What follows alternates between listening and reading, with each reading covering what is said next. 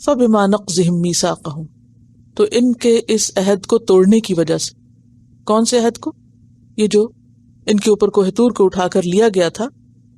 وکفرہم بآیات اللہ، اور اللہ کی آیات کا انکار کرنے کی وجہ سے.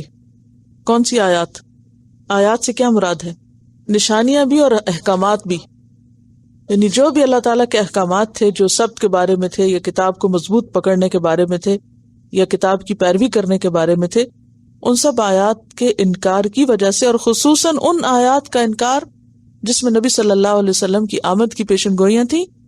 وقتلہم الانبیاء، اور انبیاء کو قتل کرنے کی وجہ سے. انبیاء کس کی جمع ہے؟ نبی کی جمع ہے. اور نہ صرف یہ کہ انبیاء کو قتل کیا، اور کس کو قتل کرتے تھے؟ جو ان کو انصاف کا حکم دیتا. یأمرون الناس بالقسط، جو بھی ان کو انصاف کی بات کرتا اس کو بھی پکڑ کے ختم کر دیتے. بغیر حق، نہ حق. کبھی بھی کسی پیغمبر کا قتل حق پر نہیں ہو سکتا، کیونکہ وہ حق لے کر آتا ہے، تو اس کو قتل کرنا کیا ہے؟ نہ حق. وقولہم، اور ان کا کہنا، قلوبنا غلف، ہمارے دل غلف ہیں. اس کے دو معنی. ایک تو غلف کا معنی ہے محفوظ چیز، جیسے برتن، یعنی ہمارے دل علم کے برتن ہیں، علم کے خزانے ہیں. ہمارے پاس بہت کچھ، ہمیں بہت آتا ہے، مزید کی ضرورت نہیں، اور نہ بتاؤ ہمیں. یا یہ کہ ہمیں تمہاری باتیں سمجھ نہیں آتی، ہمارے دل غلافوں میں ہیں، تمہاری بات ہمارے دل تک نہیں پہنچتی، ہمیں کلک نہیں کرتی، ہمیں سمجھ نہیں آتی. جیسے مکہ والے بھی کہتے تھے نا، سورۃ فصلت آیت 5 میں آتا ہے، وَقَالُوا قُلُوبُنَا فِي أَكِنَّةٍ مِّمَّا تَدْعُونَا إِلَيْهِ وَفِي آذَانِنَا وَقْرٌ وَمِن بَيْنِنَا وَبَيْنِكَ حِجَابٌ فَاعْمَلْ إِنَّنَا عَامِلُونَ. اہل مکہ کیا کہتے تھے؟ کہتے تھے ہمارے دل پردوں میں ہیں. فی اکنہ مما تدعونا الیہ، جس چیز کی طرف تم ہمیں بلاتے ہو ہمیں نہیں سمجھ آتی. وفی آذاننا وقر، اور ہمارے کانوں میں بھی بوجھ پڑا ہوا ہے. ومن بیننا وبینک حجاب، ہمارے اور تمہارے درمیان ایک حجاب حائل ہے، ہمیں تمہاری بات نہیں سمجھ. حجاب حائل کا مطلب کیا؟ ایک رکاوٹ ہے، ہم ایک لیول پر نہیں، ایک پیج پر نہیں. عام طور پہ کہتے ہیں we are not at the same page, یا ایک سیم لیول بھی، ایک فریکوینسی نہیں. یعنی جو تمہاری بات ہے وہ ہماری سمجھ میں نہیں آتی، اور جو ہم کہتے ہیں وہ تمہارے پلے نہیں پڑتی، تو ہمارے اور تمہارے درمیان نہیں بن سکے گی. تو کہتے تھے قلوبنا غلف، تمہاری بات ہمارے دلوں کو نہیں لگتی، ہم نہیں سمجھتے. کیوں نہیں لگتی تھی؟ اللہ تعالیٰ نے اس کی وجہ بتائی. بل طبع اللہ علیہا بکفرہم، کہ اللہ نے ان کے دلوں پر ان کے کفر کی وجہ سے مہر لگا دی تھی. پیچھے آپ پڑھ چکے نا، ختم اللہ علی قلوبہم، وہی بات یہاں دوبارہ فرمائی گئی.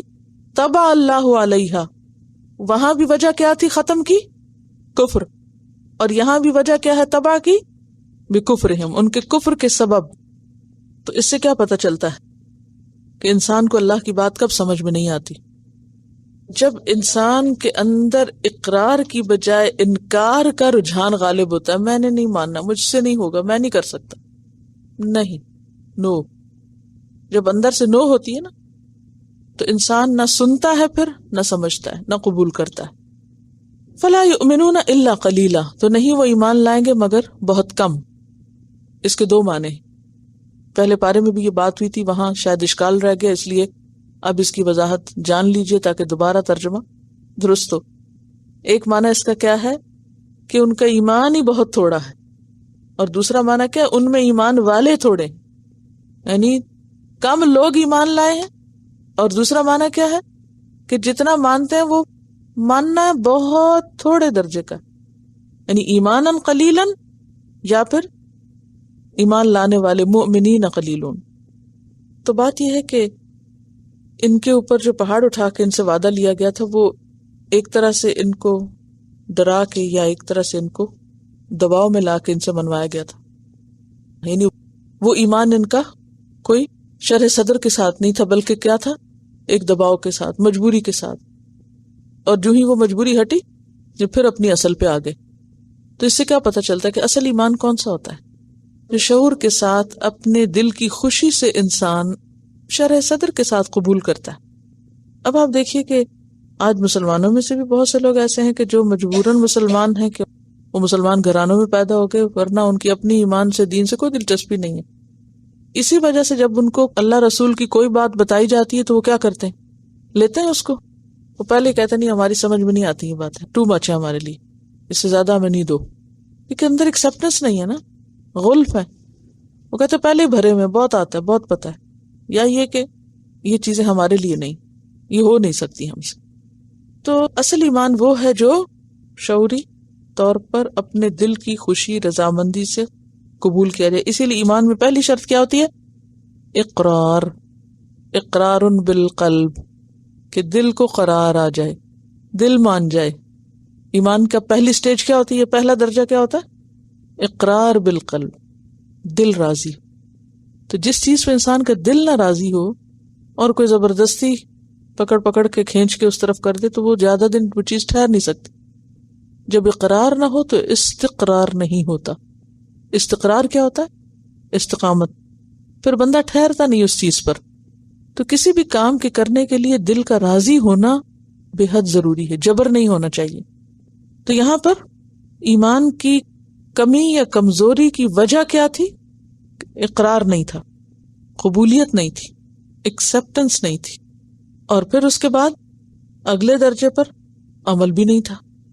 انسانوں کے ساتھ معاملہ کرتے ہوئے بھی آپ دیکھیں کہ ہم وعدہ خلافی کب کرتے ہیں، بندوں سے کیے ہوئے وعدے کب توڑتے ہیں. یہاں ان کے وعدے توڑنے کی بات ہو رہی ہے نا. آپ کسی کے ساتھ کوئی وعدہ کرتے ہیں کہ میں یہ کام کروں گا، پھر آپ پورا نہیں کرتے. کب؟ جب شروع سے ہی نیت نہ ہو، دل نہ مانتا ہو، صرف دوسرے کی خاطر روب میں آ کے، دباؤ میں آ کے، یا یہ کہ دوسرے کو خوش کرنے کے لیے وقتی طور پر ہاں میں ہاں ملا دی لیکن بعد میں غائب. تو یہ جو وعدہ خلافی ہوتی ہے اس کے پیچھے بھی وجہ یہی ہوتی ہے کہ ارادہ شروع سے ہی کوئی نہیں ہوتا، نیت خراب ہوتی، اندر باہر میں فرق ہوتا ہے، کنوکشن ہی کوئی نہیں ہوتی. اور یہ ایک طرح سے دھوکہ بھی ہوتا ہے کہ دوسرا کچھ سمجھ رہا ہے اور آپ کچھ اور کر رہے ہیں. تو اسی لیے وعدہ خلافی کو منافقت کی اولین علامتوں میں سے قرار دیا گیا کہ جس کے اندر 3 علامتیں ہوں اور ایک حدیث میں 4 کا ذکر آتا ہے وہ پکا منافق ہے، خواہ وہ نماز پڑھے اور روزہ رکھے. اور ان میں سے ایک وعدہ خلافی بھی ہے کہ بڑے بڑے وعدے کر لے اور ان کو پورا نہ کرے. تو بندوں کے ساتھ بھی بندے جب وعدہ توڑتے ہیں جب ان کی نیت خراب ہوتی ہے. تو اللہ کے ساتھ بھی کیے ہوئے وعدے نظر ہو یا فرائض کی ادائیگی کا نہ ہونا وہ کب ہوتا ہے؟ جب اندر سے دل راضی نہیں ہوتا. اب آپ دیکھیں اس کے مقابلے میں صحابہ کرام کو جب بھی کوئی حکم دیا گیا تو انہوں نے کیا کیا؟ سمعنا و اطعنا، فوراً قبول کر لی بات، فوراً مان لی. آج ہم کیوں نہیں مانتے؟ ہم کیوں نہیں عمل کرتے؟ ہمارے عمل نہ کرنے کے پیچھے کیا وجہ ہوتی ہے؟ دل ہی نہیں راضی. کیونکہ یہ ہو نہیں سکتا کہ جس چیز پہ دل راضی ہو جائے پھر انسان اس میں پیچھے رہ جائے، پھر وہ کسی بھی قیمت پہ اس کو کرتا ہے. تو یہاں ان سارے جو جرائم تھے ان کا ذکر کیا جا رہا ہے کہ ان عہدوں کو توڑنے کی وجہ سے اللہ نے ان کے دلوں پہ مہر لگا دی، اس لیے اب یہ ایمان نہیں لاتے. اس سے یہ بھی پتہ چلتا نا کہ انسان کا گناہ اس کے لیے مزید نیکی کے رستے مسدود کرتا ہے. ایک نیکی دوسری نیکی کو آواز دیتی ہے، جنم دیتی ہے. ایک نیکی دوسری نیکی کا رستہ کھولتی ہے. نیکی کبھی ضائع نہیں جاتی. ہم نیکی کا عام طور پر ریوارڈ کیا سمجھتے ہیں؟ میں نے کسی کی مدد کی، چھوٹی سی کوئی چیز دی تو بس ابھی مجھے بھی کچھ مل جائے، ہم یہ ریوارڈ سمجھتے ہیں نا. میں نے کسی کے ساتھ کچھ کیا تو میرے ساتھ بھی ہونا چاہیے. حالانکہ ضروری نہیں کہ وہی آپ کے ساتھ ہونا چاہیے جو آپ چاہ رہے ہیں. ہو سکتا ہے اللہ تعالیٰ کسی دوسرے طریقے سے آپ کو اس سے زیادہ نیکی کا موقع دے دے. یعنی آپ نے کسی کے ساتھ بھلا کیا، آپ کو وہ ریوارڈ نہیں ملا جس کی آپ توقع رکھے ہوئے تھے ذہن میں.